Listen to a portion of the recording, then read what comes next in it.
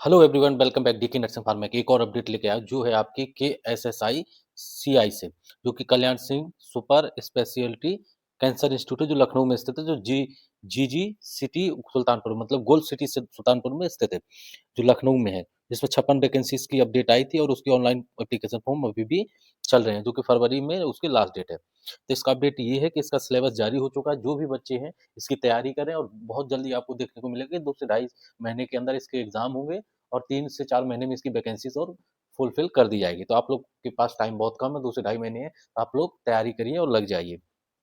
और 2 से 3 दिन में डीके नर्सिंग फार्मा अकेडमी ना जॉब के अपडेट और वीडियो नहीं डाल पा रहे थे व्यस्तता की वजह से। अब आपको रेगुलर अपडेट मिलते रहेंगे और जो भी स्टूडेंट इसमें फर्स्ट बार आए वो बेल आइकन और सब्सक्राइब जरूर करें, जिससे आप लोगों को रेगुलर अपडेट मिलती रहे। तो अब चलते हैं मेन पॉइंट पर, जिसमें जो आपकी वैकेंसी देख सकते हैं, इसमें फार्मेसी की वैकेंसी निकली हुई थी और डायटीशियन की भी वैकेंसी थी और जूनियर फार्मासिस्ट की भी, सॉरी, फिजियोथेरेपी की वैकेंसी थी। अब सीरियल नंबर 5 में देख सकते हैं फार्मासिस्ट ग्रेड सेकंड की वैकेंसी थी।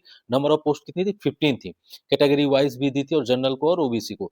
लेवल 5 के अकॉर्डिंग इसकी सैलरी है और ये लेवल सी मतलब ग्रेड सी की जॉब है। और जॉब के बाद इसमें सैलरी 50 अराउंड बनेगी, 55 या 50 अराउंड इसकी सैलरी बनेगी। तो जो भी स्टूडेंट अभी इस फॉर्म को नहीं फिल किए हैं, आप लोग फिल करिए। और इसका क्राइटेरिया मैं बता देता हूँ क्या फिल करने का और कितनी फीस और क्या ऑफिशियली वेबसाइट है। ऑफिशियल वेबसाइट की भी लिंक मैं आपको इसमें डिस्क्रिप्शन बॉक्स में दे दूंगा, आप लोग विजिट जरूर करिएगा। ये ऑफिशियल वेबसाइट का देख सकते हैं, कैंसर इंस्टीट्यूट डॉट edu.in। ये है और कहाँ पर है? लखनऊ में। लखनऊ जैसे सिटी में उत्तर प्रदेश में यदि जॉब मिल रही है तो बहुत अच्छी अपॉर्चुनिटी है। अभी रिसेंटली वैकेंसी के डॉक्यूमेंट वेरिफिकेशन का प्रोसेस चला जो केजीएमसी में फेज सेकंड का। तो उसमें जो भी बच्चे क्वालिफाई हुए थे, जाकर के आप अब जरूर अटेम्प्ट करें और डॉक्यूमेंट वेरिफिकेशन कराएं। और नेक्स्ट स्टेप देख सकते हैं आप, वैकेंसी के बारे में बता दिया, फिर आपका है ये फीस, कितनी फीस किसमें है। तो यूआर के लिए 1180 है, ईडब्ल्यूएस ओबीसी के लिए 1100 और एससी ओबीसी एसटी के लिए 708 रुपये है। और नीचे दिया गया है कि जो भी रिजर्वेशन की क्राइटेरिया लागू होगी, वो चाहे ईडब्ल्यूएस की हो, चाहे ईडब्ल्यूएस के अलावा ओबीसी एससी एसटी या फिर हैंडीकैप की भी हो, वो as per rule and regulation Uttar Pradesh government के ही जो रूल है उससे लागू होगा। और यदि अदर स्टेट के बच्चे अप्लाई करते हैं तो वो यूआर में काउंट होंगे। बट इसमें एलिजिबल ऑल इंडिया के कैंडिडेट हैं। आप लोग के लिए यही खुशखबरी है कि ऑल इंडिया के कैंडिडेट एलिजिबल हैं, आप लोग अप्लाई करिए। और कंपटीशन होगा, जो भी बच्चा इसमें 60 प्लस नंबर लाएगा उसी के सिलेक्शन होने के चांसेस हो गए। एक तो क्राइटेरिया ने लगा रखा है कि 45 और 50 प्लस नंबर है तभी आप क्वालिफाई होंगे। इसके लिए डॉक्यूमेंट वेरिफिकेशन या अदर नेक्स्ट स्टेज के लिए। यदि उससे कम नंबर है तो आप अनक्वालिफाई है और वैसे भी बाहर है। तो ये चीजें हैं, मैंने आपको 2-3 चीजें बता दी। रिजर्वेशन का दिया है, एक सर्विसमैन का, दिव्यांग का, डिपेंड और फीमेल का भी रिजर्वेशन 20% है। और एक यहाँ पे गोल्ड सिटी के पास सुल्तानपुर रोड में कैंसर इंस्टीट्यूट बना है।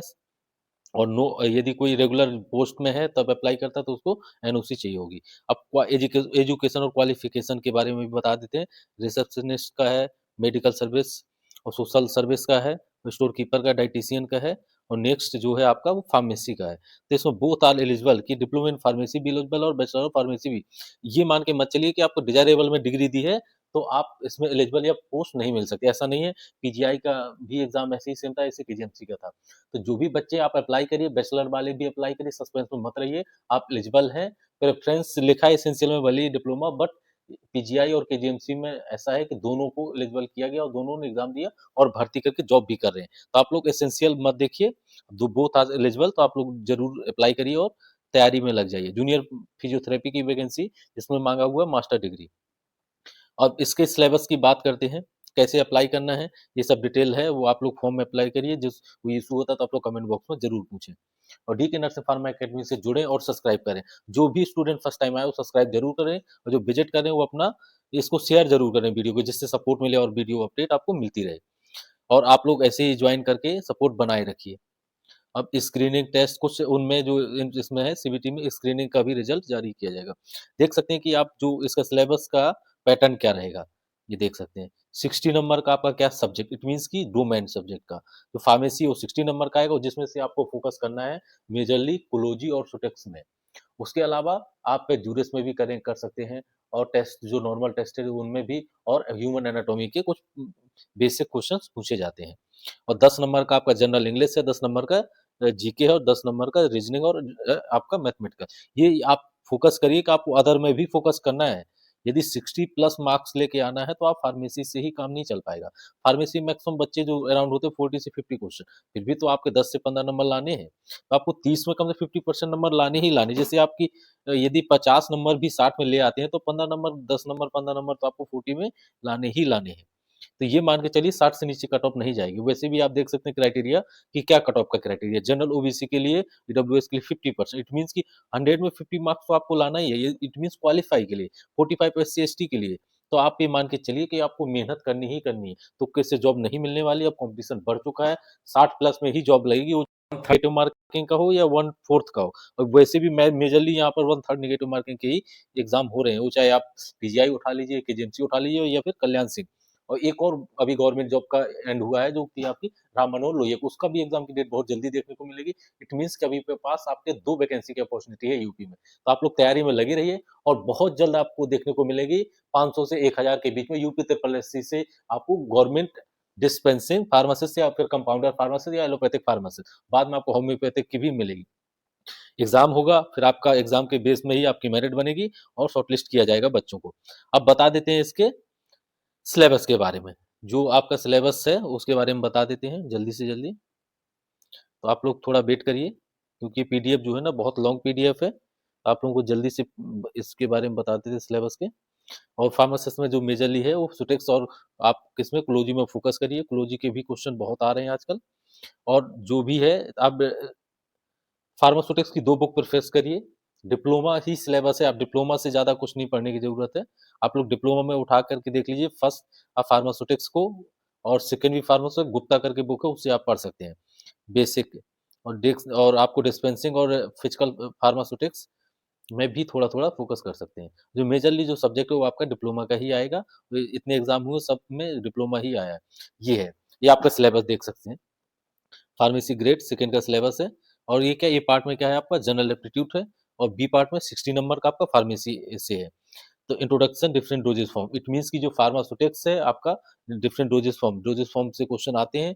और हमेशा देखिएगा कि आपके शॉर्ट फॉर्म भी पूछे जाते हैं। तो मेट्रोलॉजी, पैकेजिंग, फार्मास्यूटिकल, ये सिलेबस किसका है, आपका डिप्लोमा का सिलेबस है। और ये फर्स्ट ईयर का सिलेबस है। तो आप लोग जरूर पढ़ें इसको। एक्सट्रैक्शन क्या है और आपके हीट प्रोसेस, डिस्टिलेशन, इसको ज़रूर पढ़िए। इससे क्वेश्चन हमेशा आता है आपका डिस्टिलेशन। इट मीन्स कि इसमें क्वेश्चन पूछ देते हैं मॉइस्ट हीट और ड्राई हीट के एग्जांपल बताइए कि आप वैक्यूम है कि आपका ओवन है, जो भी चीज़ें हैं ये सब एसेप्टिक एरिया टेक्निक और फिर फार्माकोग्नोसी, ये चीज़ें दी हुई हैं। और फिर बायोकेमिस्ट्री है, फिर ह्यूमन एनाटॉमी का इसको भी आप पढ़िए। ह्यूमन एनाटॉमी से भी क्वेश्चन पुट अप होते हैं। आप इसमें बोन्स के बारे में पढ़िए और जनरल फंक्शन के बारे में। फिर नेक्स्ट जो सब्जेक्ट आपको मिलेगा, एचईसीपी से उतना क्वेश्चन नहीं पूछा जाता है। बहुत ये आपका डिस्पेंसिंग फार्मेसी, इसको तो आपको अच्छे से कम रिपीट 2 बार कम से कम करना है। इससे क्वेश्चन 100% पूछे जाते हैं और कभी-कभी 10-12 क्वेश्चन भी पुट अप होते हैं। और जो आपका फर्स्ट यूनिट है प्रिस्क्रिप्शन, इसके बारे में ज़रूर पढ़िए कि प्रिस्क्रिप्शन क्या है, पार्ट ऑफ प्रिस्क्रिप्शन कितने हैं। और आप जैसे सब सुपरस्क्रिप्शन में क्या आता है, आरएक्स का क्या मतलब है, और आप इस सब चीज़ों के बारे में ज़रूर पढ़िए। और पोसोलॉजी, इट मीन्स कि डोजेज फॉर्म के बारे में, कि डोजेज फॉर्म क्या है। और dispensing medication, powder, liquid, monophasic और biphasic liquid dosage form, semi solid, ये बहुत मस्ट है। आप फोसोटेक्स की डिप्लोमा की बुक से पढ़िए और ज़्यादा पढ़ने की ज़रूरत नहीं है। थोड़ा प्रेफर करना है तो आप जीडीसी की भी बुक्स भी परचेज कर सकते हैं। फार्मास्यूटिकल केमिस्ट्री से इतने क्वेश्चन नहीं आते हैं। आप कोग्नोसी को और फार्मास्यूटिकल केमिस्ट्री को ना पढ़ें तो अच्छा है। आप फोकस सिर्फ करिए कोलॉजी और सुटेक्स में। उसके अलावा आप जूरिस्प्रूडेंस और फोकस करना है तो डीएसबीएम भी सब्जेक्ट है, उसको पढ़ सकते हैं। और इससे बाहर ज़्यादा आता नहीं है। आपको मैक्सिमम इसी से क्वेश्चन देखने को मिलेंगे। फार्मास्यूटिकल जूरिस्प्रूडेंस, इससे क्वेश्चन 3 से 4 क्वेश्चन हमेशा आते हैं। हर एग्ज़ाम में आते हैं। कोई भी फार्मेसी का एग्ज़ाम होता है, तो इसको भी आप शेड्यूल के बारे में पढ़ लीजिए। और एक और कि लेटेस्ट शेड्यूल क्या है, अभी भी आपका 2026 में आपका क्या है, आईपी आया है, तो हो सकता है इसका एडिशन भी ऐड हुआ है, तो इसके बारे में भी आप पढ़ लीजिएगा। प्रेगनेंसी एक्ट है, डीएसबीएम, ये सब्जेक्ट में बात कर रहा था, डीएसबीएम। अभी भी इस सिलेबस को अपडेट नहीं किया, बहुत पुराना सिलेबस है, जबकि ऑलरेडी डिप्लोमा के फार्मेसी में ये सिलेबस अपडेट हो चुका है। पीसीआई ने अपडेट कर दिया, बट ये लोग अभी पुराना ही सिलेबस कंटिन्यू कर, हॉस्पिटल एंड क्लिनिकल फार्मेसी है। हॉस्पिटल में भी पढ़ सकते हैं कि कितने बेड में कितने फार्मासिस्ट की रिक्वायरमेंट होती है। ये मैंने आपको बता दिया फार्मासिस्ट का पूरा सिलेबस। आप फोकस ज़रूर करिए हॉस्पिटल का थोड़ा पढ़ सकते हैं, ज़रूरत है डीएसबीएम, बट जो रेगुलर आपको पढ़ाई करनी है वो फार्माकोलॉजी और फार्मास्यूटिक्स में फोकस करना है। तो DK nursing pharma academy subscribe करें, और कुछ जानकारी लेनी है तो आपको कमेंट बॉक्स में ज़रूर पूछें, जो भी आपको डाउट है। और कुछ वीडियो में गलतियाँ हो जाती हैं, तो उसके लिए भी आप लोग इसलिए हैं कि आप लोग कमेंट करें, बताएँ, तो उस गलती को सुधारने की कोशिश की जाएगी। DK nursing pharma academy subscribe करें, जॉइन करें और सपोर्ट ज़रूर बनाए रखें और वीडियो को शेयर करें। अब ये बहुत अच्छी अपॉर्च्युनिटी है, इतनी-इतनी ही वैकेंसी आती रहती है, तब भी बहुत जो मेहनत करने वाले बच्चे वो ज़रूर सेलेक्ट होते हैं। वो ये नहीं देखते कि कहाँ पे वैकेंसी आई और कैसे हो रही है, आप मेहनत पे विश्वास रखिए, दूसरे के कहने पे मत जाइए, आप अपनी सेल्फ मोटिवेटेड रहिए और हार्ड वर्क में ध्यान दीजिए। और टाइमली रेगुलर यदि आप रिवीजन कर रहे हैं, तो उससे अच्छा कुछ नहीं है। भले ही एक टॉपिक को उठाइए, 1 दिन में पढ़िए, उसको रिवाइज़ करिए, देन कंटिन्यू। तो ये आज का वीडियो था और डीके नेक्स्ट फार्मा को सब्सक्राइब करें, जॉइन करें। Thank you so much. All the best for future.